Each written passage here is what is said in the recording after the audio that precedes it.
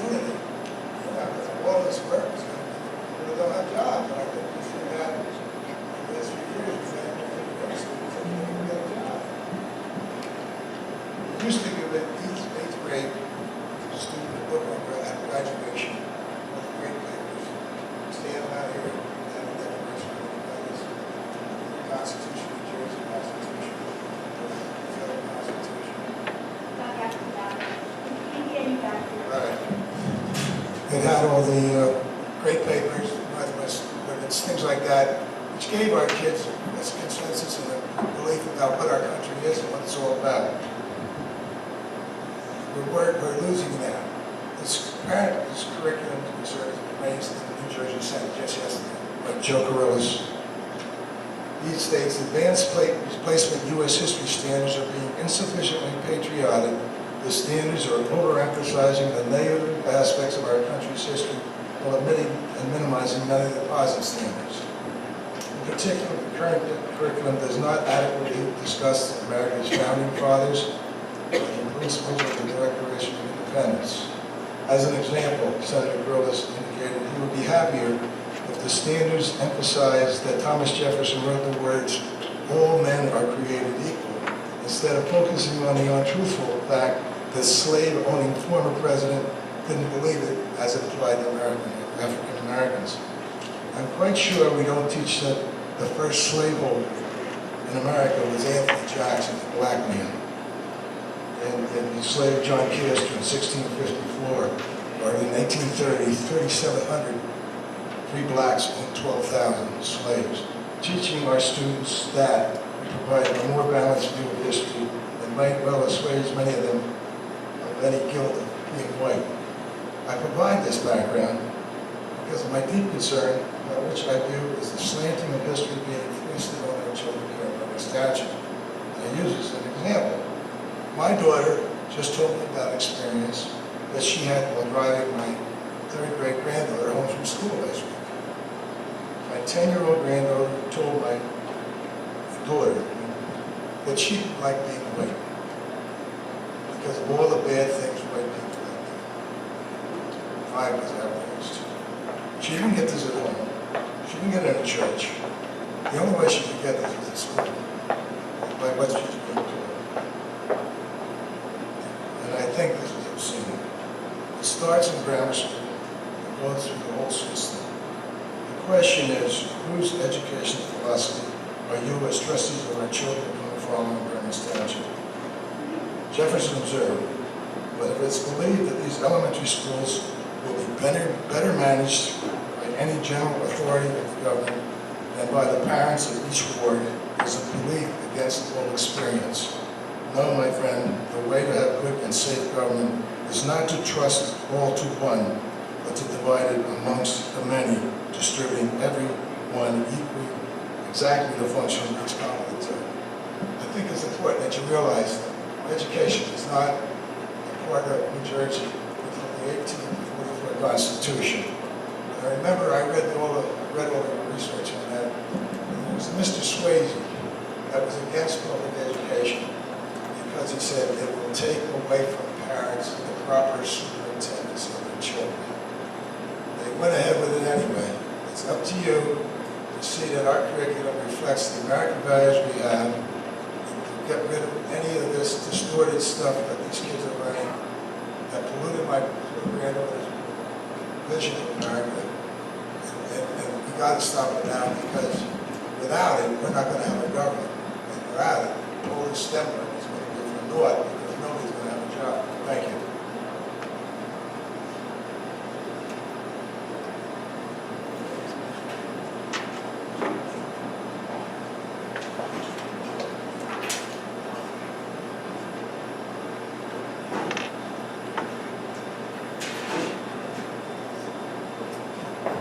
Can I just remind everyone to sign your name and address on the clipboard when you come up? Thank you.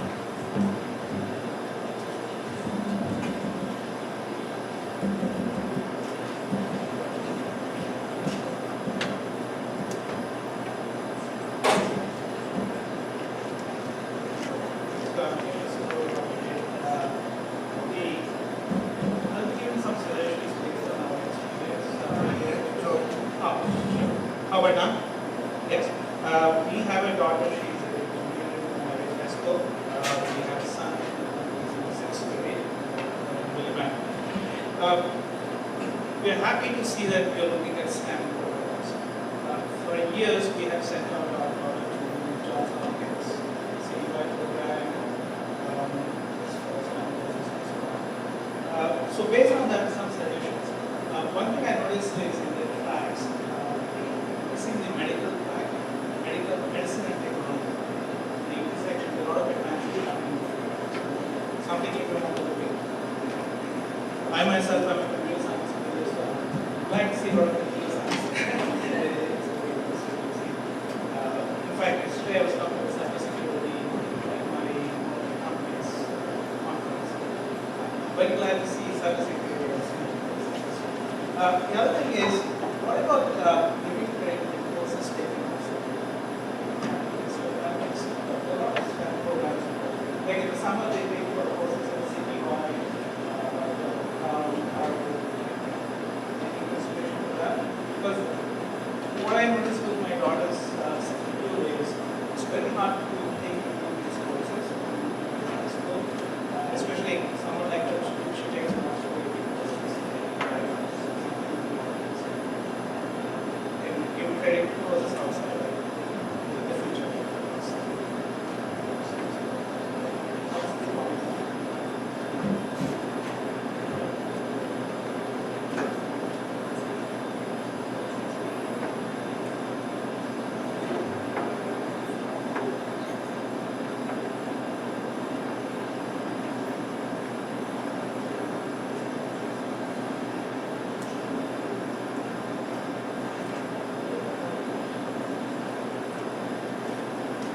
I'd like to just echo the board members' concern about gender in this STEM program, as well as after the commentators' comment about the broadening the scope of the STEM program. When Dr. Hammond mentioned that he tried to sell engineering to girls, I want to ask Dr. Hammond, which one do you think would be more successful? You want to sell the 3D printer to a girl, or do you want to sell a chemistry set to a girl?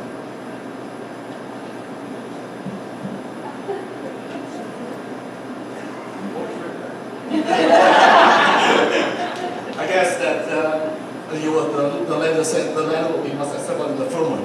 So in the sense that that's why I was mentioned that look at the tracks, more engineering focused, and have you consider STEM not just engineering, as other fields, chemistry, biology, medical. So girls would do more, I would think, well, not to stereotype anyone, I think they will be more inclined to take a track that's focused more chemistry, biology, or medical field.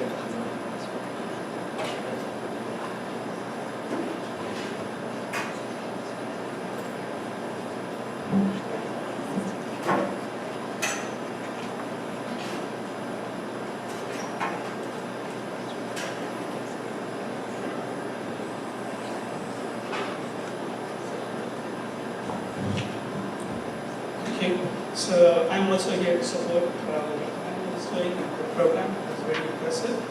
I do have a suggestion to make that was brought out to some extent by seeing his the overview of all the different schools and what they're doing. And what I really picked up on was that, I think it was in Artistry, that they had a lot of external outreach.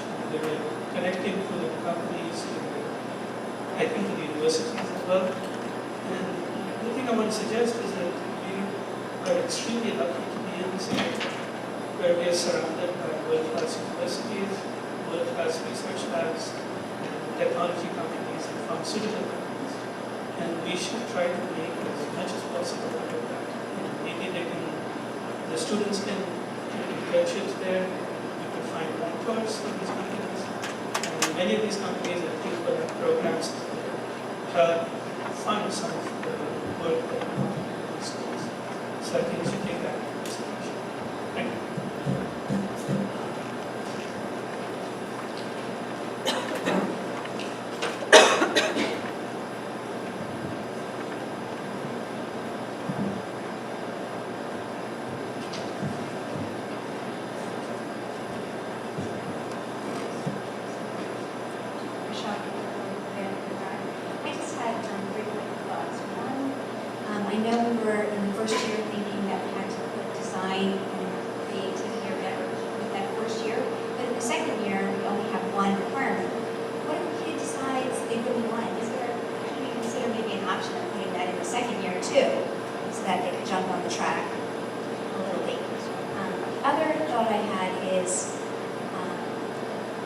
and I'm really going to talk to Mr. Sy about this, is unweighting the courses in the school.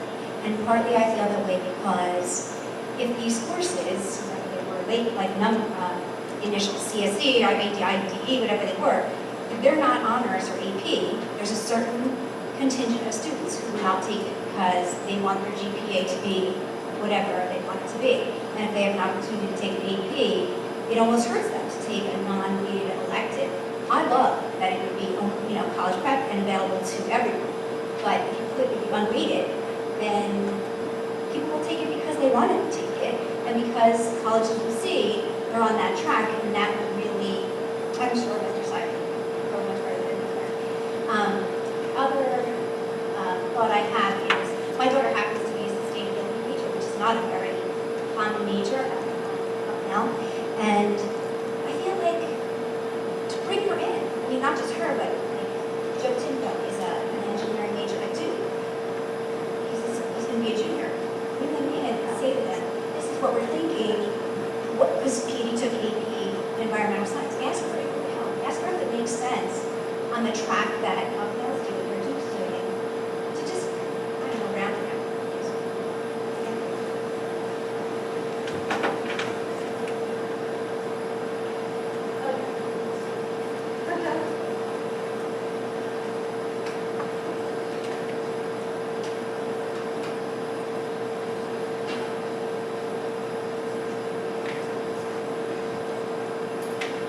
Hi, I just have a question. You're starting it, you're going to start ninth grade, then build it up, like each year, that's the understanding. So the cost, every year cost, so every year do you pay $5,000? Every year do you have to send the teacher for $3,000 to get trained for each class as they come through this program? Also, it's very small amount of kids, it seems to be benefiting. So, I mean, that's how it sounds to me. So you say, okay, 60 kids, and you're going to spend $50,000 or whatever for 60 kids to go through the academy. And, I mean, I understand that everyone else can take the classes, but the actual academy, it sounds exclusive.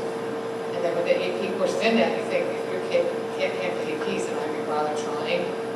Even if they try to take the first course, they're like, oh, well, when I'm a junior, I have to take this AP course. But it just seems like you're spending money for a very small amount of kids, so it's almost like its own program. Could you pay to like kids taking dance or something? Well, my kid's interested in dance, we're going to take the dance program. So my kid's interested in engineering, we're going to take this. And who's making the final cuts and all that kind of stuff. It's just a thought that people might get their hackles up. So seeing money spent, that's not going to benefit everybody. It's just and about how much it costs as you go on each year. If it builds on each other, or if it comes to your cost, it covers all for the years as you build.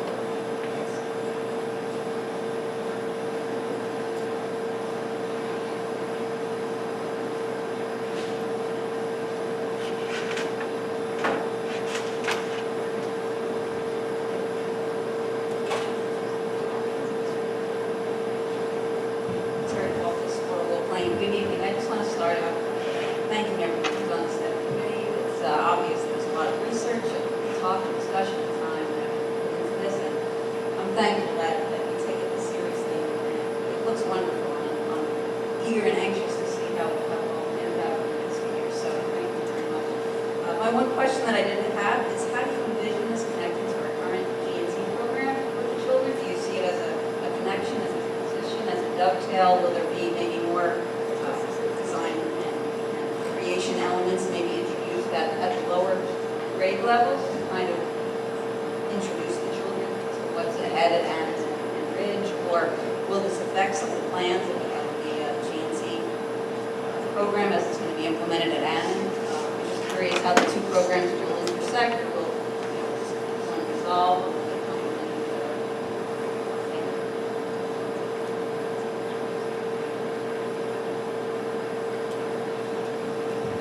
Is there anyone else on public comment on agenda items? No? Okay, I'll close public comment at this point. Do you want? Is it easy?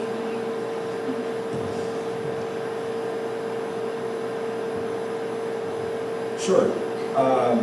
So some of the comments in response, I think that, well, I'll just share with you, I went to a conference recently, and I was so thrilled when I got back from the conference. I know that Brian has been working all year, Dr. Hyman has been working all year with break room supervisors that came out here tonight, and many of our staff members. And I wanted to share with the board and with the supervisors and Brian that I haven't even had a chance to talk to them about yet. What I heard at the conference was just great, because I knew you were working on this back here in the district. And when I say that, what I mean is that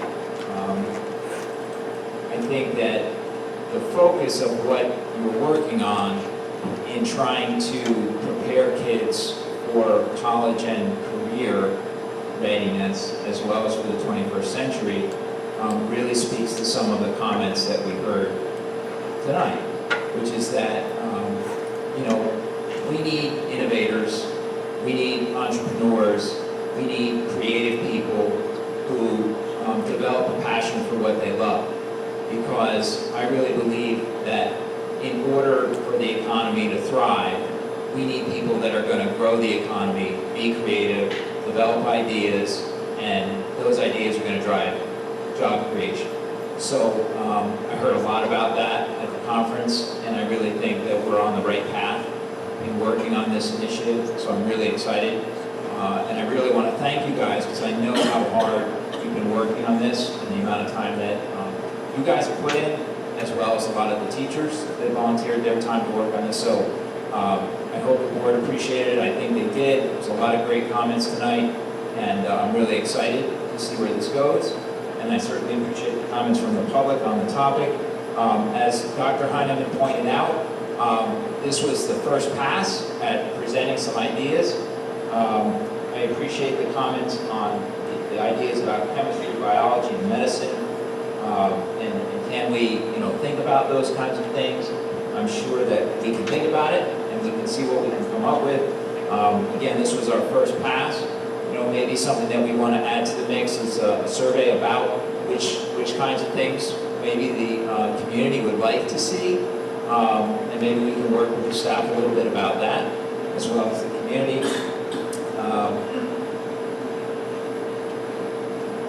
I had a similar question. I was thinking about the ninth grade elective, and wondering, well, what if somebody as a 10th grader wanted to take that ninth grade course? Could they do that?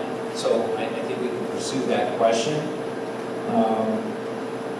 As far as the connections to G&T, I'm pretty sure we haven't explored that yet, but we've got a long ways to go, and I think you spoke well on the issue of integrating next generation science standards and how that would roll out with the elementary program as well. Whether or not there's going to be connections there or not, there's certainly nothing on the immediate thought process there, but we've got a long way to go.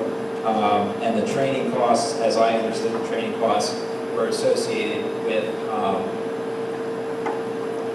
Project Lead the Way, and being specific to the teacher that was teaching the Project Lead the Way course, in the same way that if you're teaching an AP course, you need to have the training there. I'm not sure if that's going to follow the teachers up as you go through each grade. You're going to need more training, but I anticipate that we are going to need more training, and if we expect our staff to get students ready for what this global economy is going to look like, then we have to be prepared to teach our staff and get them prepared to do the work that we want them to do.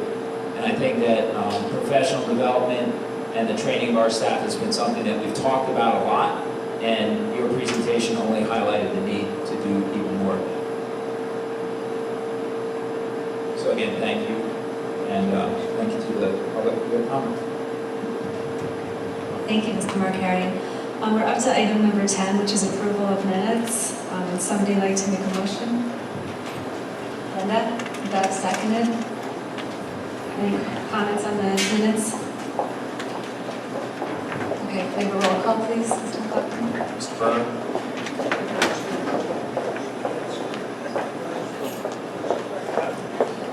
Mrs. Swear? Yes. Mrs. Gray? I'm going to abstain. Mrs. Cassell?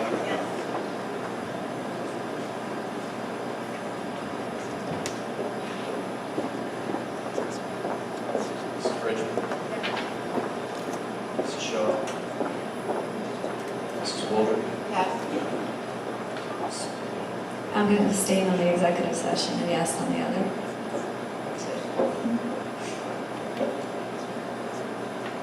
Okay, we're up to annual appointments. There's 8 items. Would someone like to make a motion? Elaine? Would someone like to second? Karen? Gray? Any questions or comments? Mike? Are there any major changes in the list, something new that we should know about? There's a lot of names.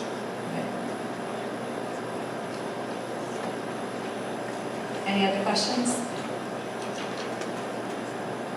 Okay, can we have a roll call, please? Mr. Byrd? Yes. Mrs. Square? Yes. Mrs. Gray? Yes. Mrs. Cassell? Yes. Mrs. Richard? Yes.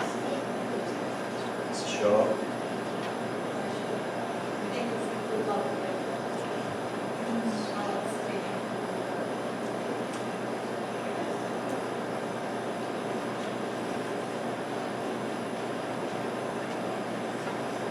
Mrs. Wooldridge? Mrs. McKee? Yes. Thank you. We're up to finance. We have items 1 through 38. There's a, no, 34, sorry. There's an addendum. Make sure that you look at that. Oh, that's personnel, I'm sorry. I know there's 30 of each one. Okay, there's 38 for finance, sorry. And 34 in personnel. Okay, so items 1 through 38 on finance. Elaine, thank you. Would someone like to second that? Karen? Which one? Thank you. Elaine, did you have anything that you need to say? I think it was all in the minutes, right? Is there anything unusual about the appointments and things here?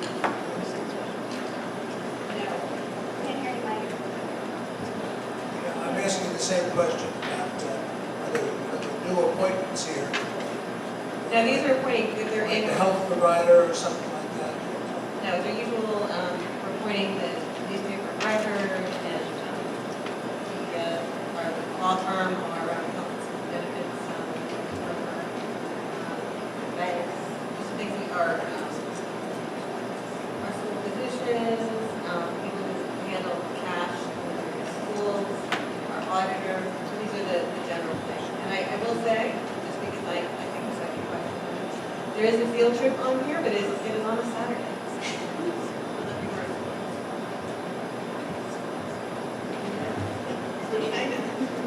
Are there any other questions? No. Can we have a roll call, please? Mr. Byrd? Yes. Mrs. Square? Yes. Mrs. Gray? Yes. Mrs. Cassell? Yes. Mrs. Richard? Mrs. Shaw? Mrs. Wooldridge? Yes. Mrs. Yes. Okay, now we're up to personnel, and there are 34 items under personnel. I'd like to move items number 1 through 34 on personnel. There are several on the agenda. Would someone like to second? Linda? Thank you. They're all fairly standard except for item number 17. Mr. Markarian, you want to talk about 17? Any questions about any of the items?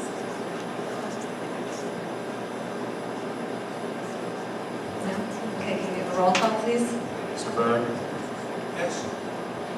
Mrs. Square? Yes. Mrs. Gray? Yes.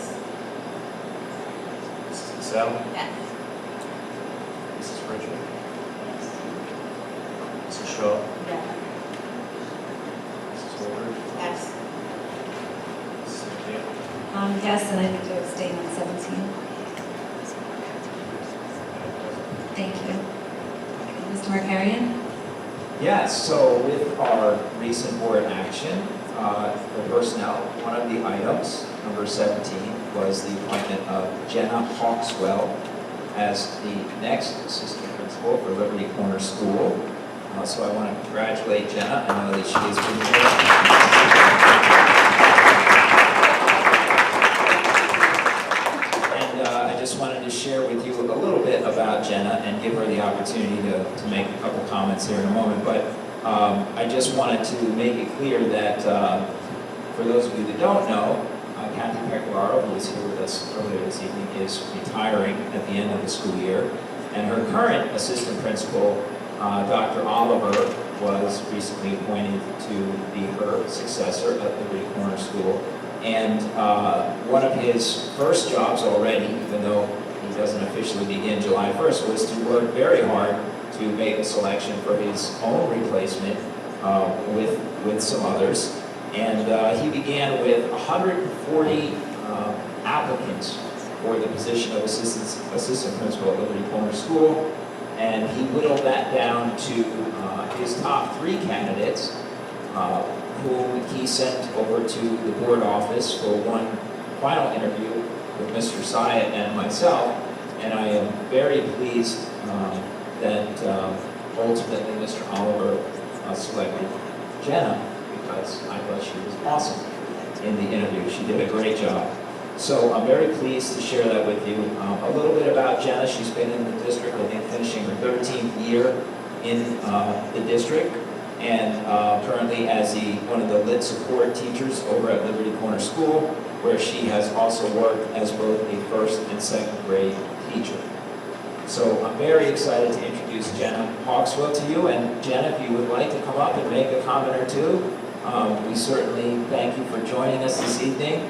And Jenna shared with us that she was very happy to be here, not only for her own appointment, but she was really interested in hearing the STEM presentation. So, That's true. great. Yeah, I just wanted to thank the board. Thank you very much for your support.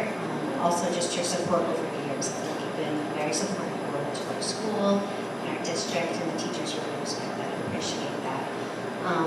And I also have a great deal of respect for the students in the community, the teachers, the families, the community.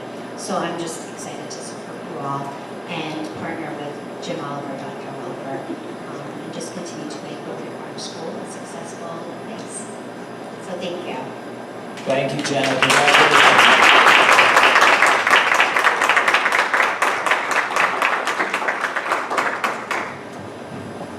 And just a side comment, a couple of us had children that were fortunate enough to be in Mrs. Hawkswell's class, so we are very happy, and congratulations again. Oh, and before I forget, some of you might have noticed that Dr. Oliver was not here to congratulate Jenna, and he did write me a note. He was very sorry that he couldn't be here to share in the congratulations for Jenna. He wrote, "I regret not being able to attend this evening to support Mrs. Hawkswell in person. She has already proven to be a natural leader at Liberty Corner School through her work with students, colleagues, and our community." So I know that Dr. Oliver would be here if he wasn't very ill due to a turkey burger. But you don't have to tell him that I shared that with you. Jake, don't write that down. Yes. But he did want to be here. Unfortunately, he was really ill today, so he passes along his apology. Nobody watches. Okay. So moving along in our agenda, we're up to policy. We have 3 items under policy. Would someone like to make a motion? Well, make the motion first and then, okay, Preeti and Karen second. Okay, did you have any comments, Preeti?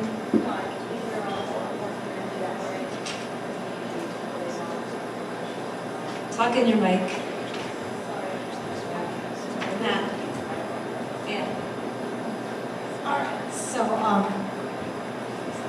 most of it was just straightforward. The only thing that we did change, based on Charles estimate, was the option of 2% risk. Other than that, nobody had.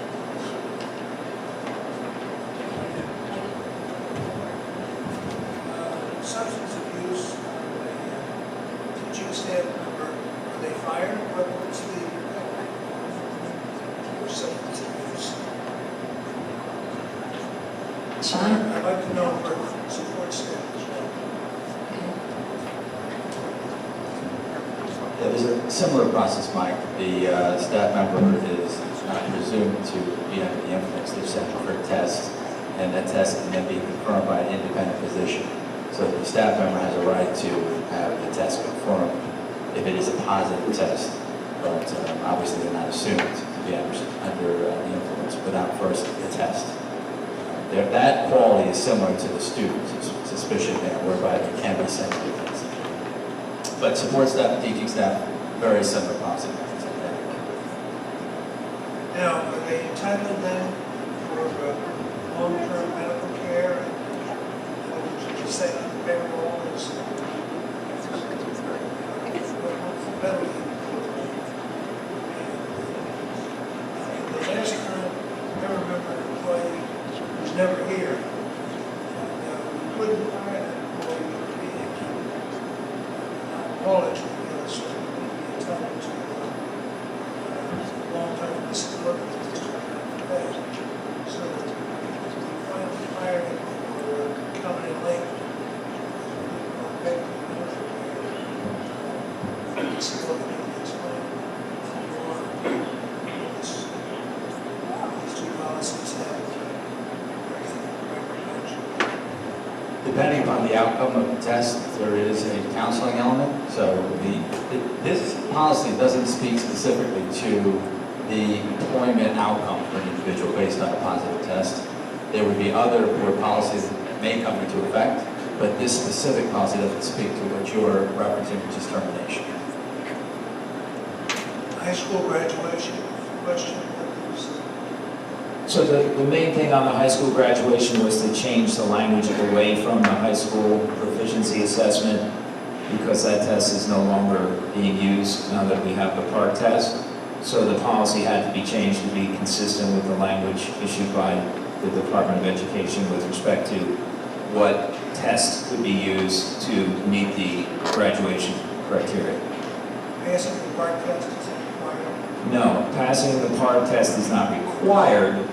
However, if you do pass the PART test, that can be used to meet the graduation requirement.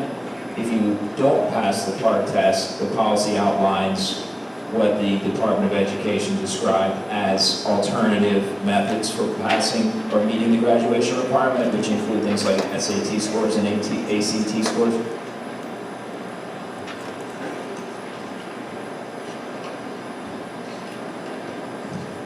Any other questions? Can we do a roll call, please? Mr. Burr? Yes on one, no on two. What about 3? 3, yes.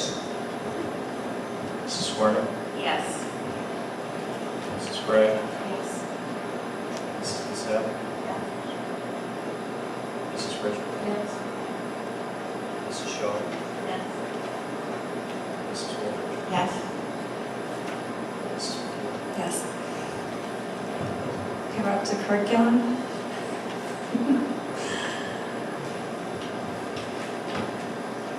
Unless you want to hold it because it's late, I don't know, what do you think?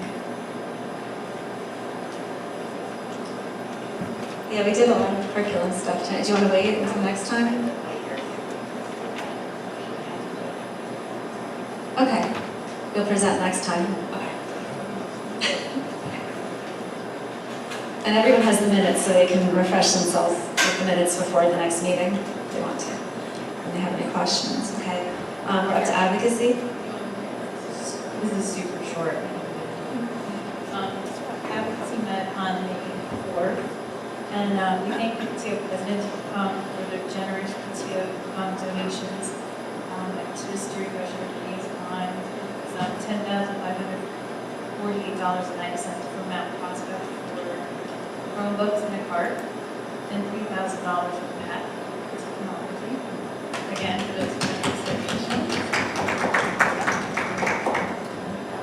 Linda told the group about the 15-minute child break program, which is going to be on May 21st at 7 p.m. at Town Hall. The PTOs just asked about the phone blast, or whether they had to go to everybody, or whether it would be designated to certain groups, like, for instance, the half-day calendar for elementary, or everybody, or if it should just be for some elementary school students. And that particular one, I think the thinking was that we wanted it to go out to everybody, so no child was left in the office and accidentally and didn't know that because of the parents couldn't say that they didn't.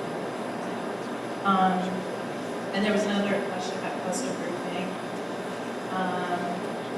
Whether cluster grouping for GT, what it would look like, and some parents about cluster groups. We're still keeping an eye on this. So we're hearing updated the group on the parent-teacher survey, which went out on the May 8th.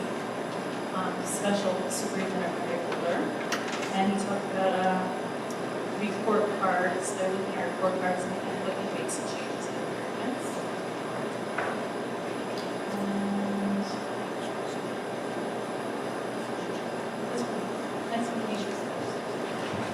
Thank you, Karen. And I'm just going to make a comment. We talked at our last meeting here about a resolution, and we were finalizing the language, and we just didn't get it ready for tonight, so that is not on the agenda, but it will be on for next time. Okay? Yeah, we'll send it out again. That's why we want to make sure everyone has time to read it one more time. Yeah. Yeah. Okay. We're up to liaison reports. Linda? I have a brief one. On the Municipal Alliance. The Municipal Alliance met on May 5th, and I just want to talk, Karen already mentioned the child rate, which is this Thursday. It's presented by the Partnership with Health in New Jersey. It sounds like it's going to be good. The Municipal Alliance is doing their annual fundraiser on June 7th to try that challenge. And let's see. There's going to be a second prescription drug drop-off on October 10th. It's coordinated with Burns Township Shred Day. It's going to be in the engineering building. And I heard that Chris Herron, who's a basketball player who became addicted to drugs, is going to be speaking at Ridge Pack the evening of December 17th. And this is funded by the YMCA's Community Crisis Group. Thank you. Anyone have any questions for Linda? Okay, we're up to public comment. If anyone has a comment, please tell us your name and address and put them on the clipboard. Thank you.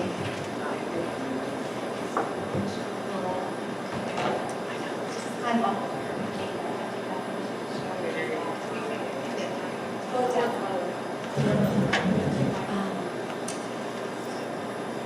a young man who was a senior at Ridge High School had asked another senior to come prior to her becoming very ill. She's currently in rehab. He made the decision to bring her a massage, and he was in his tuxedo prior to the prom party. And I just think it's such a beautiful thing that he took the time to do that, and it meant the world to this young lady and her parents and to all of her friends who did find out about that. And I also wanted to share that it means a lot to kids that Mr. Howard is going to graduate. So I don't know if you have anything to do with that, but it's a really big deal to me. So thank you.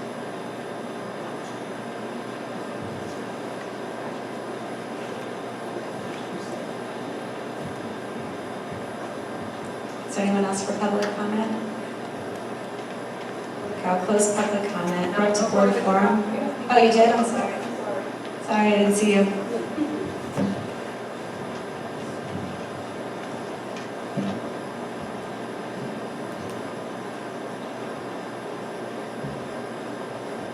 Hello. Laura Begg, 15 Pitney Court. Sorry, my comments are on the computer, so I'm going to struggle here because I have a live computer, but I'm doing my best. I just want to make a couple of comments about some of the things that have come up in the board meetings recently, and then a couple of questions are sort of embedded in these comments.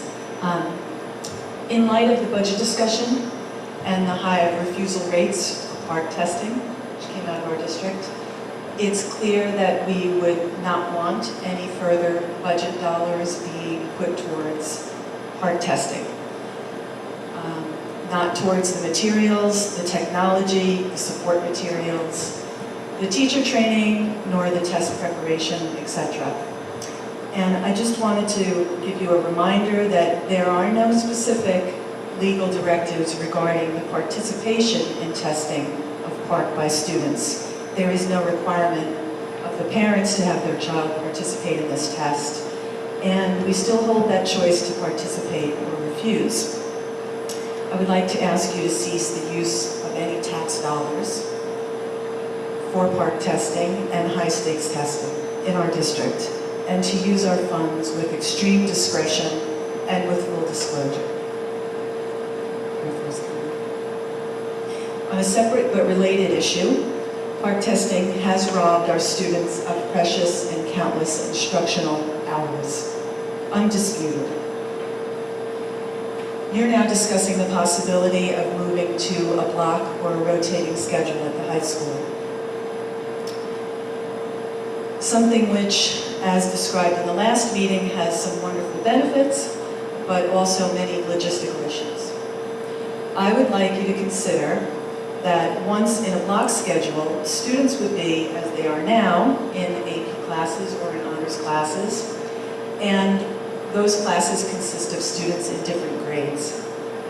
To administer PARCC testing in a block environment presents additional challenges.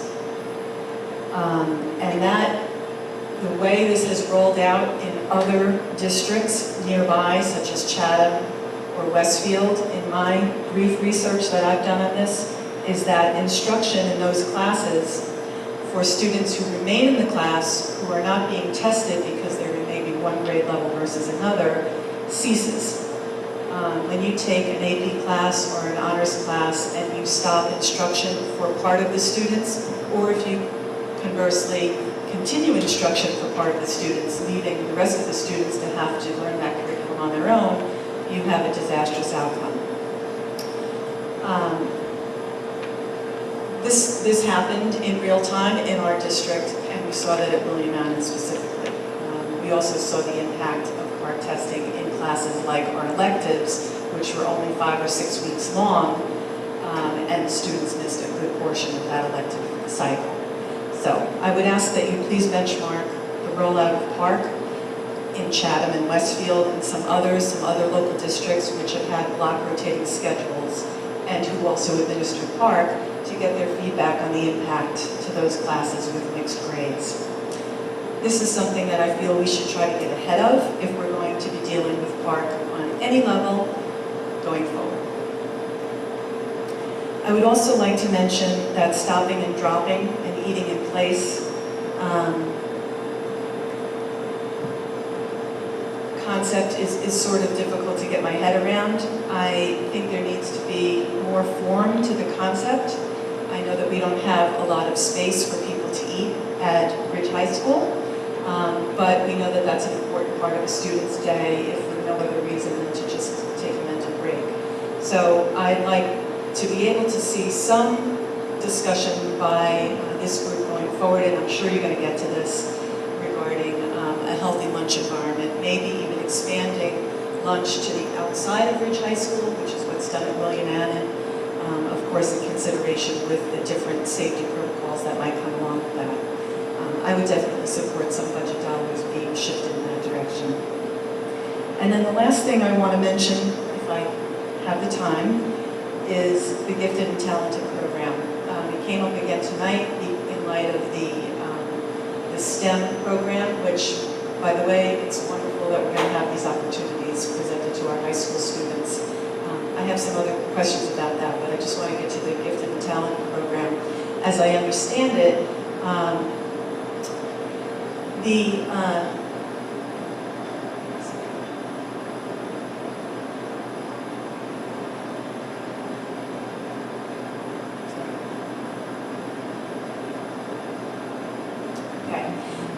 I noticed in the budget that 2 teachers are going to be hired for this population, as determined by the second grade COGATS test. The first problem that I see with this, and I admittedly am a little late to the game in mentioning any comments on the Gifted and Talented program. I know it's been in discussion for a long time, but it just really came to me in light of the budget issues. And I guess the first problem that I see is that despite what we all believe about our children, that all of them are gifted and talented, we know in actuality that only about 3% of any student population is truly gifted and talented.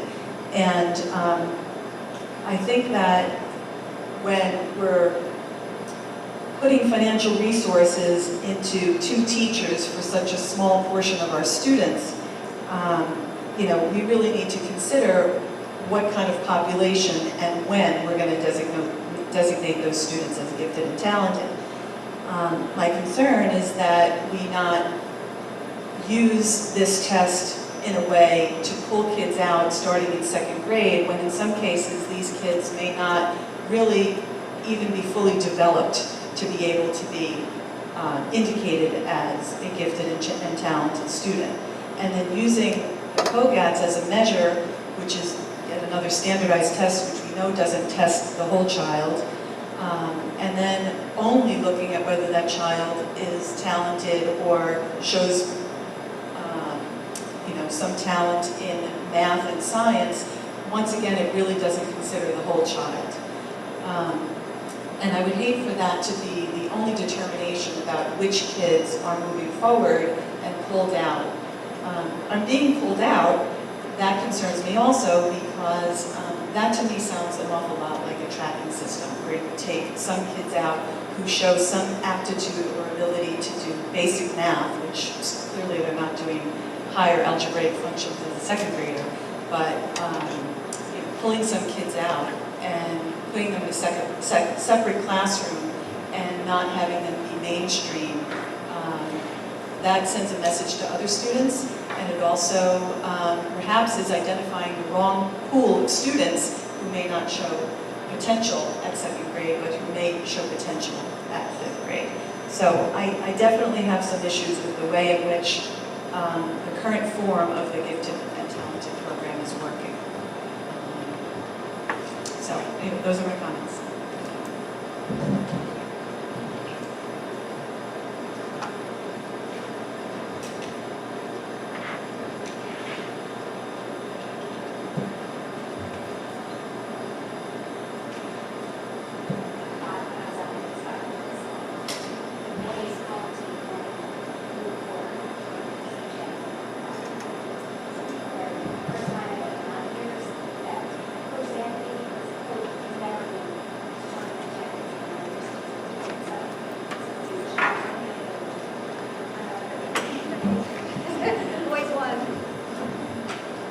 Thank you, Michelle. Okay, we're up to board forum. Mike? Just a question, the finance for next meeting? No, well, I have.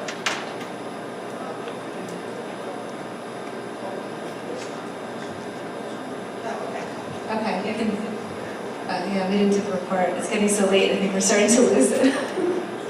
Do you want to report next time on that, Elaine? Yeah, I think. And Linda can do hers too? Okay. Preeti?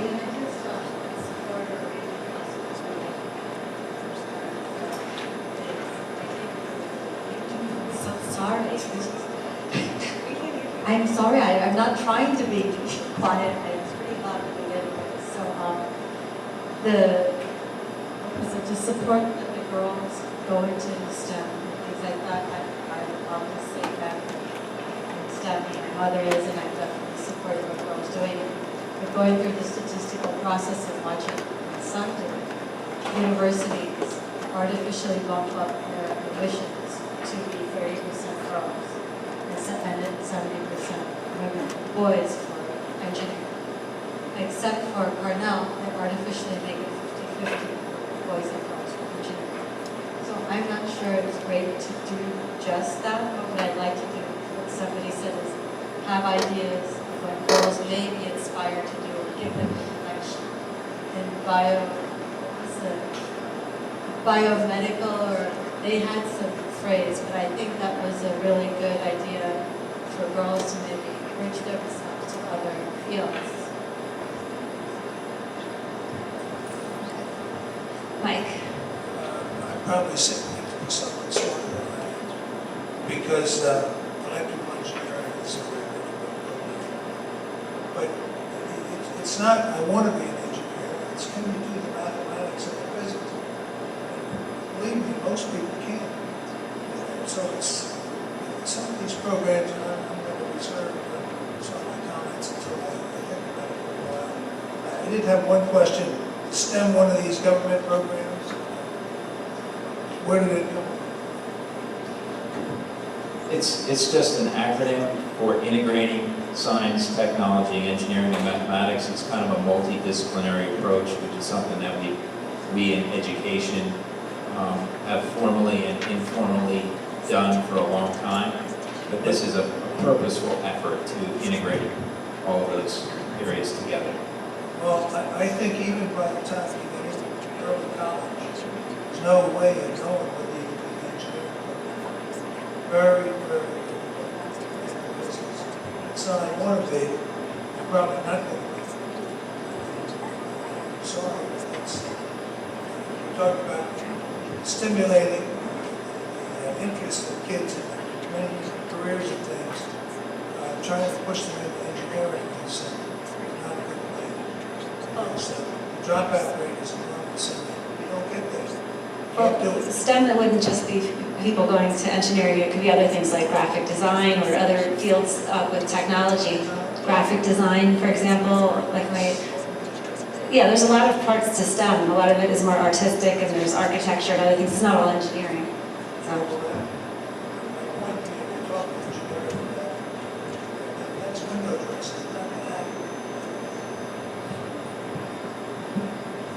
Anyone else? Karen?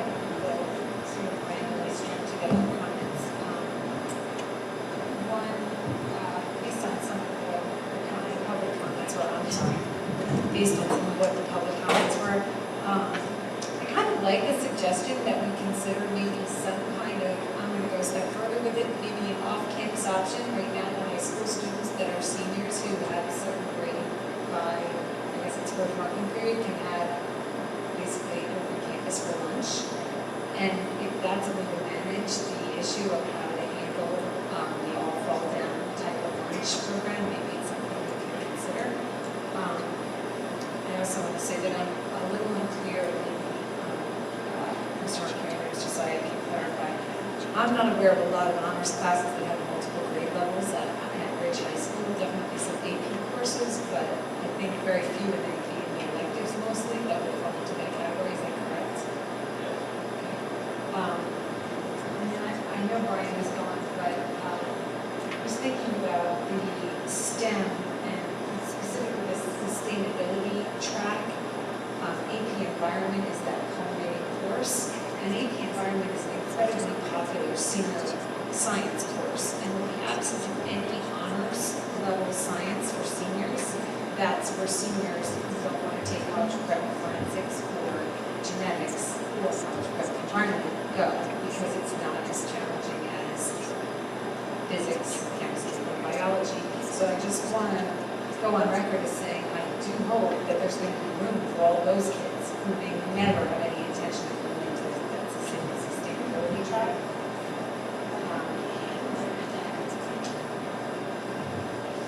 My point is that a large majority of high school seniors are taking AP Environment as their regular science because they want to take 4 years of science because they want to go to a competitive 4-year university.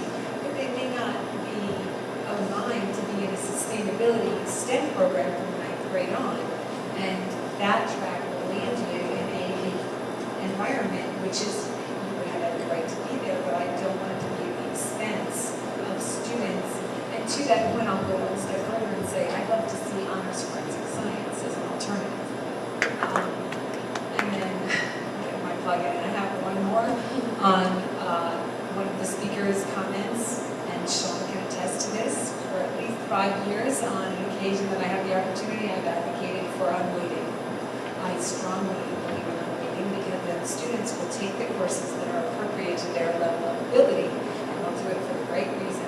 And if the maximum grade point that a student at which high school can earn is a 4.3, every college will know that you can't earn more than a 4.3.